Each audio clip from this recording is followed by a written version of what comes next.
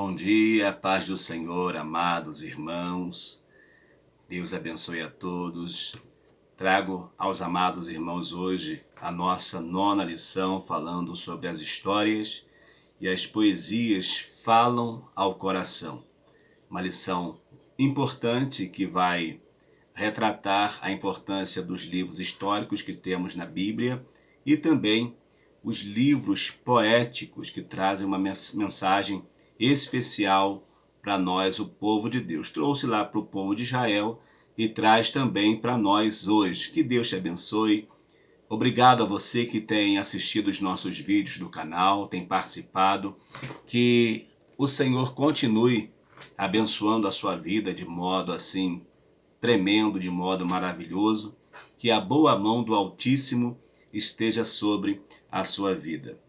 A nossa lição, então, tem como texto áureo: estou aflitíssimo, vivifica-me, ó Senhor, segundo a tua palavra. Salmos 119, no seu verso 107. A verdade prática diz o seguinte: os livros históricos e poéticos mostram a soberania e a sabedoria divina. O relato dessas verdades produz fé e esperança em nosso coração. Os históricos irão tratar da soberania de um Deus soberano, enquanto os poéticos trarão conselhos de sabedorias para todos nós. E esses conselhos de sabedoria não passaram assim o seu tempo, porque é sempre bom nós ouvirmos pessoas sábias, é sempre bom nós ouvirmos conselhos sábios. E o melhor e o maior conselheiro que temos, com certeza, é o nosso Senhor Jesus Cristo. Até porque ser conselheiro é um dos títulos ou nomes do nosso Senhor Jesus Cristo, né? Porque ele será conselheiro, Deus forte, Pai da eternidade e Príncipe da paz. A leitura bíblica está em Deuteronômio capítulo 6, dos versos 20 a 25, e Salmos 119, dos versos 105 ao 108, que diz assim: quando teu filho te perguntar no futuro dizendo: que significam as testemunhas e os estatutos e juízos que o Senhor nosso Deus vos ordenou, então dirás a teu filho: éramos servos de Faraó no Egito, porém o Senhor com mão forte nos tirou do Egito. E o Senhor aos nossos olhos fez sinais e maravilhas grandes e terríveis contra o Egito, contra Faraó e toda a sua casa. E dali nos tirou para nos levar a dar a terra que jurara a nossos pais. E o Senhor nos ordenou que cumpríssemos todos esses estatutos, que temêssemos ao Senhor nosso Deus, para o nosso perfeito bem, para nos guardar em vida como no dia de hoje. E será para nós justiça quando tivermos cuidado de cumprir todos esses mandamentos perante o Senhor nosso Deus, como nos tem ordenado. Lâmpada para os meus pés é a tua palavra e luz para o meu caminho. Jurei e cumprirei que guardarei os teus justos juízos. Estou aflitíssimo.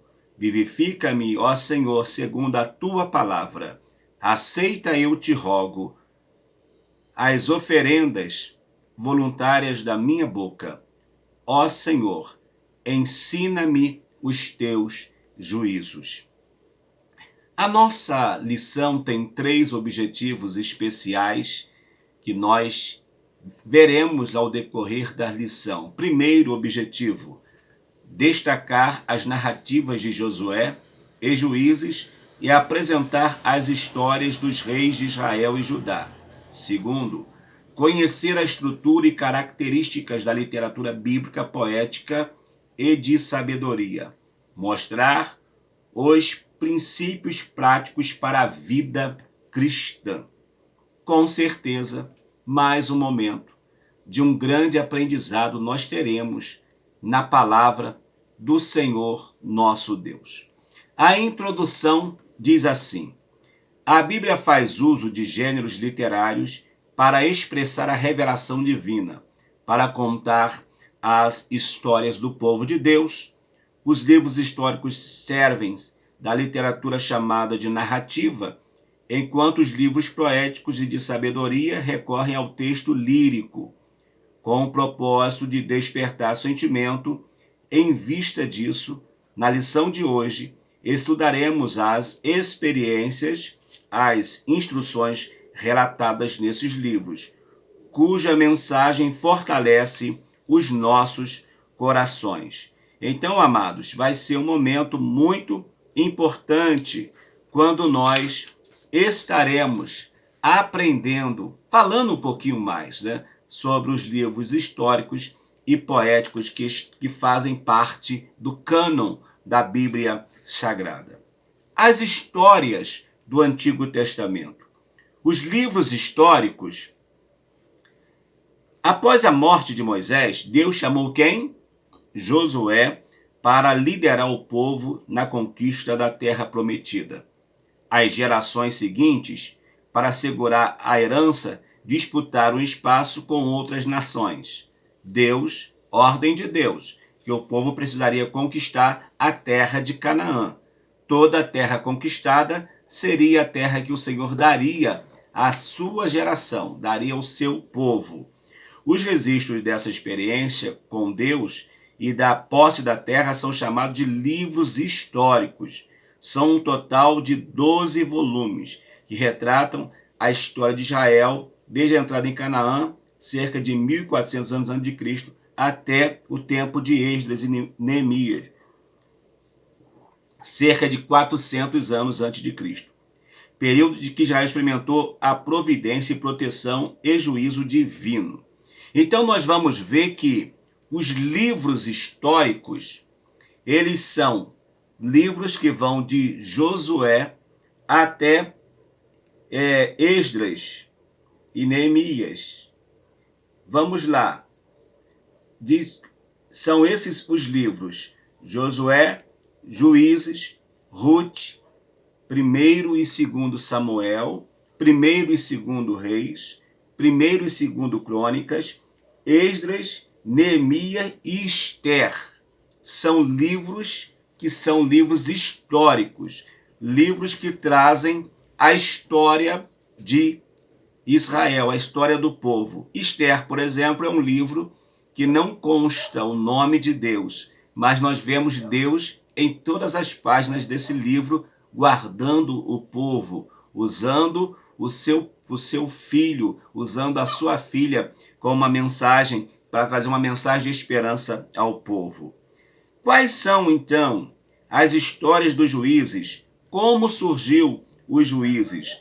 Depois de Josué, os juízes governaram Israel até o profeta Samuel. São cerca de 400 anos de história, com a atuação de 12 líderes. Nessa época, não havia rei em Israel. Então, nós já falamos sobre isso. Nesta época, não havia rei em Israel.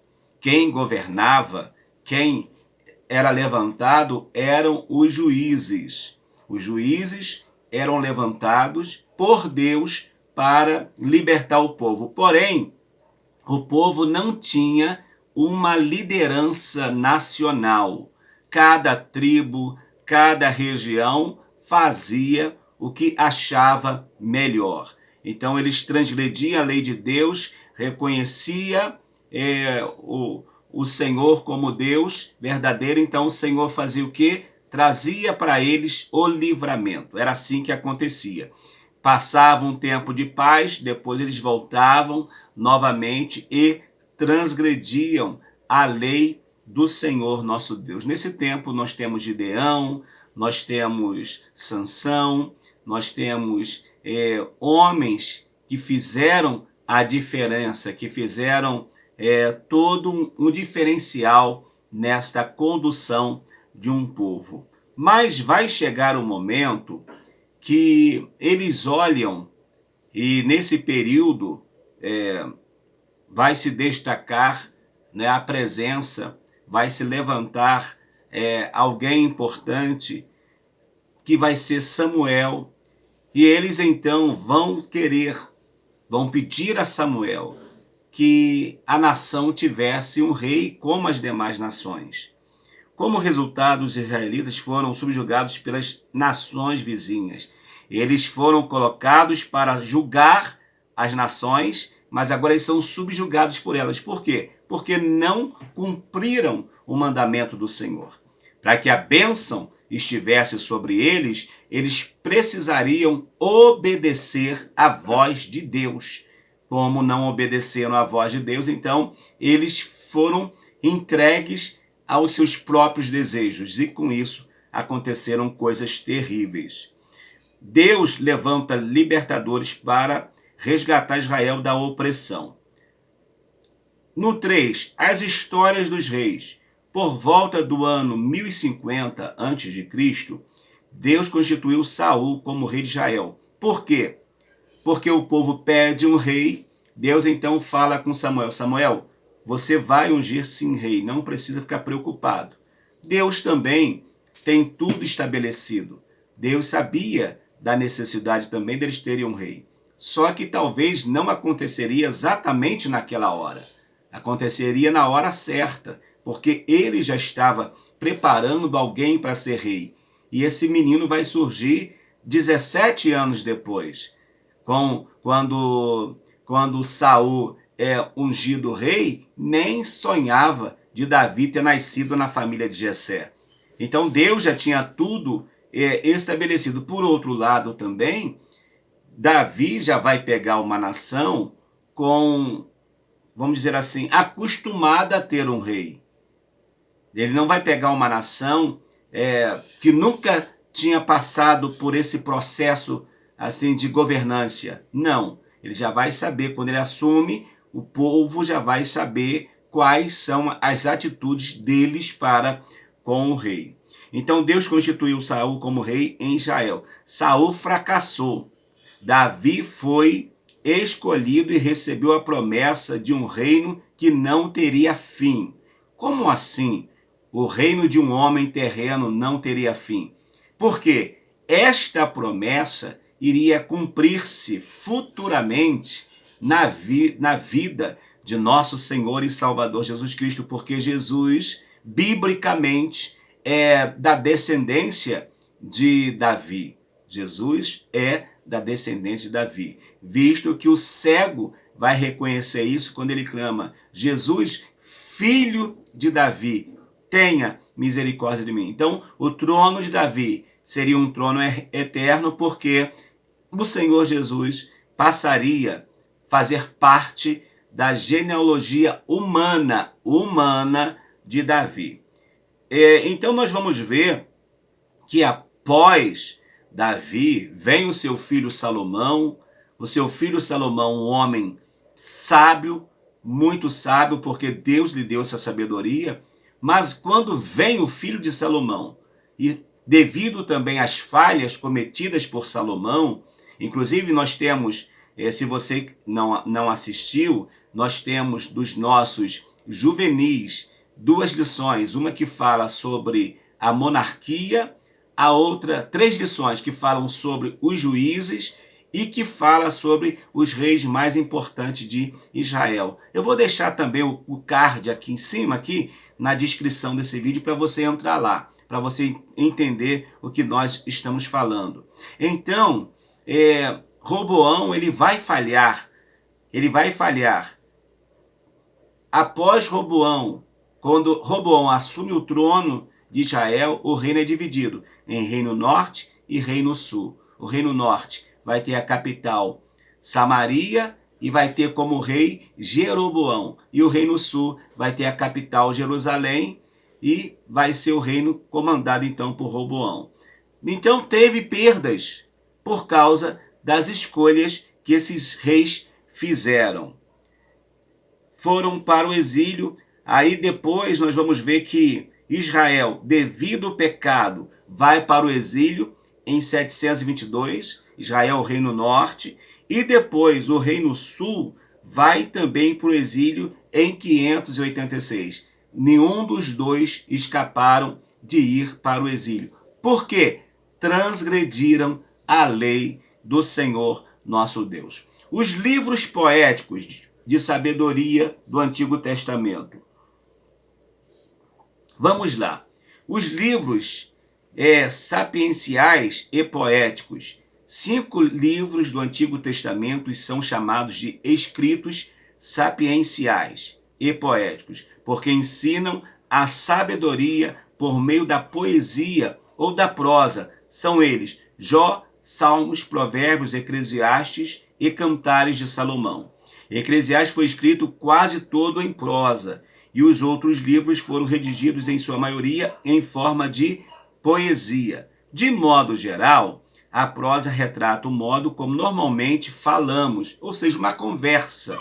A prosa é uma conversa. E poesia expressa sentimentos e pensamentos mediante a versos que atingem o intelecto e as emoções. Então, quando nós vemos algum relato, por exemplo, quando o Salmos vai relatar o cativeiro, de repente ele vai estar tratando de uma conversa, de uma narrativa, de uma prosa. Mas quando ele traz sentimentos, quando ele traz algo sobre a questão de louvarmos a Deus, bendize a minha alma ao Senhor, né? Celebrai com júbilo ao Senhor, então passa a ser uma poesia.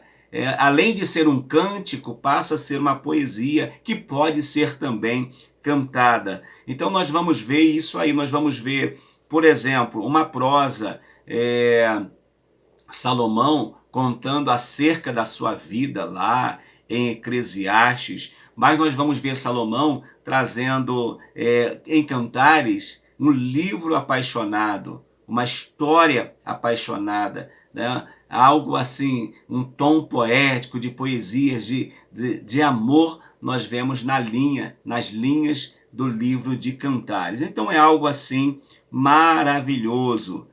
Eclesiastes, Provérbios e Jó. O tema de Eclesiastes está na frase tudo é vaidade. É verdade, ele vai dizer que tudo é vaidade. Tudo, tudo, tudo, tudo. Indicando a efemeridade da vida humana, ou seja, como a vida humana ela é efêmera, como a vida humana ela é passageira. Inclusive, nós crescemos, não fica decepcionado não, tá? Mas nós nascemos já morrendo. Verdade é essa. Nós já nascemos morrendo. Por isso que precisamos do Senhor para que a nossa vida seja estabelecida nele. Nós vamos ver que em Provérbios tem como o tema a aliança que vai trazer para nós a necessidade de nos aliançarmos com Deus e termos a sabedoria divina quando fala o temor do Senhor é o princípio da ciência ou o princípio da sabedoria, ensinando que observar os princípios divinos nos faz pessoas sábias. Quando observamos a lei e a palavra de Deus, nos tornamos sábios pela palavra do Senhor. E isso é algo fundamental. Enquanto nós vamos ver que lá no caso Jó já vai trazer um drama. Jó vai trazer um drama aonde vai relatar todo o sofrimento de uma pessoa. Primeiro estágio, Jó está bem, feliz com a sua esposa, feliz com os seus filhos, com os seus criados, um homem próspero, um homem que tem tudo e de repente do nada, segundo estágio, ou segundo ato desse drama, Jó perde tudo. Perde saúde, perde filhos, perde bens. Jó só fica com a sua esposa. E no meio desse drama, a esposa, ainda vendo a sua agonia, fala: Jó, não tem mais jeito, filho. Fala com Deus, pede Deus a morte e vai embora. E Jó vai dizer, os tambores irão rugir lá, irão bater na hora lá, na peça, e ele vai dizer: não, mulher, eu vim nu, eu posso voltar nu. Deus deu, Deus tomou, bendito seja o nome do Senhor. Então é um drama. E depois, qual é o último estágio? desse drama, ele tem tudo de volta novamente. É uma história que tem um final feliz. Sem falar dos seus amigos, né, que estiveram ali tentando consolá-los e ao mesmo tempo estavam espetando a Jó. Enfim, mas nós vemos isso no livro de Jó, como ele é contado, o seu sofrimento, mas tudo tinha um propósito e uma lição para nós hoje. No 3, Salmos, Cantares e Cantares de Salomão.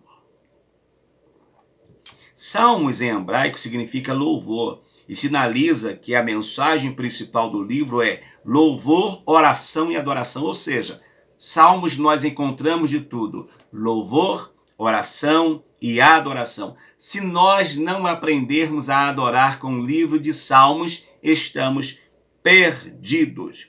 Também é um livro de instrução, porque nos mostra como servir ao Senhor, e ainda fala profeticamente acerca do Messias. Nesse aspecto, considera-se como verso-chave o Salmo 29, 2. Dai ao Senhor glória devida ao seu nome, adorai ao Senhor na beleza da sua santidade.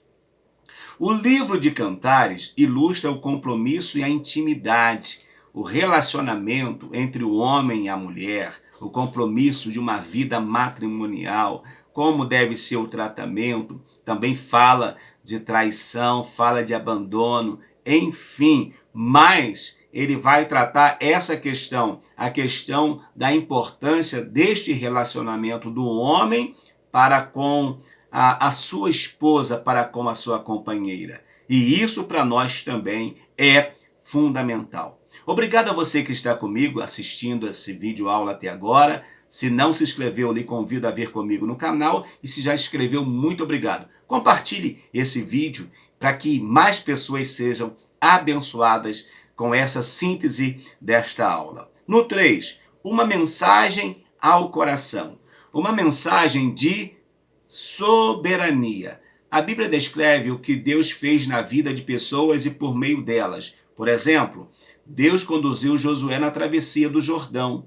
Após a morte de Moisés, Josué é o responsável em atravessar o povo para conquistar Jericó e as demais cidades que precisariam ser conquistadas. O feito favoreceu o acesso à terra prometida. Deus levantou nações para punir a rebeldia do seu povo e ainda proveu o meio de escape, a fim de evitar a extinção da nação eleita. Tá vendo só? Deus ele é assim, maravilhoso. Ele levanta Josué, Josué conduz o povo na travessia do Jordão que estava cheio, mas Deus abre o Jordão, o povo passa, vai conquistar a terra. Tem o período todo da história, quando vai levantar a questão dos reis, do juízo dos reis e profetas. Tudo isso vai acontecer, verdade absoluta. Porém, Deus levanta nações, inclusive vai levantar o império da Assíria, comandado por Nabucodonosor, para trazer uma punição e levá-los à Babilônia.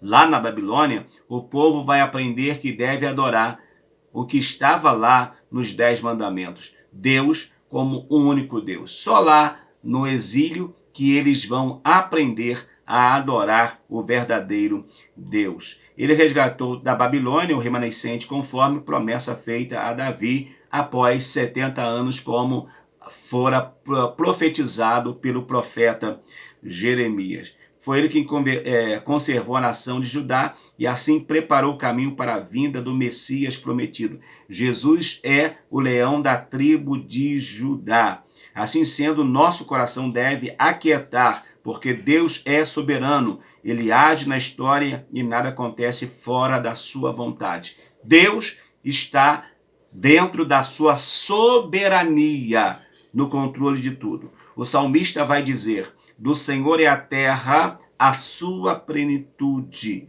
o mundo e tudo que nele há. Tudo pertence ao Senhor. Tudo está nas mãos do Senhor e nada foge do seu controle. Uma mensagem Falamos de uma mensagem soberana, de um Deus soberano. Agora uma mensagem de sabedoria. Deus é a fonte da sabedoria. Não tem dúvida quanto a isso. É o propósito da sabedoria. É o quê? Agradar a Deus. Qual é o propósito? Agradar a Deus. Quem é sábio, agrada ao Senhor. Deste modo, todo o conselho prático está subordinado à sabedoria divina. Dentre eles citamos andar retamente, fugir da luxúria. Inclusive, eu estou para fazer alguns vídeos para o canal falando sobre os 7 pecados capitais. Luxúria é um desses pecados capitais. Pecados que estão aí levando muita gente a se afastar de Deus. Não ser preguiçoso. Está vendo? Ser preguiçoso é pecado. Manter boa reputação, o nome diante da sociedade. Tomar cuidado no falar. Ser pronto no ouvir e tardio no falar. Isso é bíblico. Isso é atitude de pessoas inteligentes, sábias. Quem é sábio, ouve mais e fala menos. O tolo fala mais e ouve menos. Aí não vou nem perguntar onde você se encontra, né? Se é aquele que ouve mais e fala menos, ou é aquele que fala mais e ouve menos. Procura entender isso, porque quem fala mais vai errar muito mais. E quem fala menos vai errar menos. E quem ouve mais vai acertar mais. Então, tenha esse cuidado. Não confiar no dinheiro. Muita gente coloca o dinheiro como seu Deus. Viver com alegria, maravilha. Precisamos e podemos viver com alegria. Até porque a alegria do Senhor é o quê? É o que nos traz força. Remir o tempo, ou seja, trabalhar o tempo principalmente para estar na casa do Senhor. Manter a integridade é fundamental. Aceitar a repreensão. Na igreja nós sabemos quando a pessoa é bode e quando a pessoa é ovelha. Quando ele é ovelha, ele aceita a repreensão. Não estou falando de repreender assim de forma bruta, de forma agressiva, não. Mas às vezes é necessário disciplinar alguém. Se ele é ovelha, aceita a disciplina. Mas se ele é bode, ele sai dando chifrada, dando patada para tudo quanto é lado. Desfrutar do verdadeiro amor. O verdadeiro amor está em Deus e Deus tem o verdadeiro amor para nós. No entanto, essas ações não devem ser observadas de forma legalista. Elas devem ser o resultado do toque divino no coração humano. É Deus que vai agir, é Deus que vai fazer, é Deus que vai trabalhar nas nossas vidas. Então, esses pontos aqui abordados é fundamentais para quem quer ser um sábio ou para quem já desfruta desta sabedoria. Porque não basta você colocar na testa assim, sou sábio, se você não tiver atitudes de quem é sábio. Entendeu? Então não adianta. No 3, já estamos caminhando para a conclusão dessa síntese desta aula. Uma mensagem de adoração. Os salmos possuem a peculiaridade ou a particularidade de expressar as mais profundas emoções do coração humano, tais como medo, angústia, tristeza. Tudo isso nós vemos em Salmos, mas também nós vemos a alegria, o prazer, a gratidão de ter um Deus que cuida, de ter um Deus que é o Senhor, de ter um Deus que se inclina para ouvir o que está sendo falado aqui embaixo pelos seus filhos, um Deus que se apressa para salvar, um Deus que é o nosso refúgio e fortaleza, socorro bem presente na angústia, enfim. Nós vamos ter tudo isso. O salmista dizendo, minha alma espera só em Deus. O outro dizendo, quando eu vi o ímpio, eu fiquei chateado, eu fiquei revoltado, porque o ímpio estava prosperando e eu estava tendo necessidade. Mas depois Deus falou para mim, olha filho, eles só têm prosperidade aqui, por isso que eles aproveitam aqui, mas você não, você está tendo aqui talvez um pouquinho de necessidade, mas o céu é para você, você vai desfrutar de tudo no céu. Então são mensagens maravilhosas. Então medo, angústia, tristeza, força, segurança e alegria também refletem a ideia divina da espiritualidade e adoração. Entre outros retratos da vida espiritual, destacam-se o coração que confia, o coração contrito, o coração que glorifica, o coração agradecido, o coração arrependido. a fim de manter a verdadeira adoração em todas as circunstâncias da vida. O salmista descreveu a conduta por ele adotada. Escondi a tua palavra no meu coração para eu não pecar contra ti. Então nós vamos ver aqui em Salmos um coração que confia em Deus, o coração que está contrito, um coração que glorifica a Deus, um coração agradecido, um coração arrependido. E quando falamos de coração, quando falamos de coração, falamos de sentimentos, não é verdade? Mas o que manda tudo, se podemos assim dizer, é a mente. Então seria uma mente que confia, uma mente contrita, uma mente agradecida, uma mente arrependida, enfim. É muito bom nós termos o livro de Salmos, que glorifica, que expressa os nossos sentimentos. Provérbios também é fundamentais para o nosso dia a dia, mas Salmos também trazem mensagens fantásticas, de correção muitas vezes, mas traz um momento de ligação profunda com o Senhor nosso Deus. Agradeço a você que chegou comigo até o final desta lição. Vamos à conclusão? A experiência do povo de Deus na conquista e posse da terra prometida aponta para a soberania divina. O texto bíblico em prosa e poesia revela a sabedoria divina, que deve ser aplicada em nosso viver diário. Essa mensagem alegra o nosso coração, serve de bom remédio e conserva saudável o nosso espírito, alma e corpo. A palavra de Deus é remédio para nós, traz alegria ao nosso rosto. Se você está triste, receba de Deus a alegria nesse dia, receba a paz de Deus nesse dia, volte a sorrir, volte a estar alegre na presença de Jesus. Que Deus te abençoe. Na nossa próxima lição, falaremos sobre as profecias despertam e trazem esperança. Que Deus te abençoe. Dê o seu joinha, se inscreva no canal, acione as notificações. Como diz meu filho, papai, fala para eles, dá o seu gostei. Então dê o seu gostei nesse vídeo para que essa mensagem encontre mais alguém. Eu sou o pastor Valmir Ribeiro e te aguardo no nosso próximo vídeo, em nome de Jesus. Até lá, um abraço.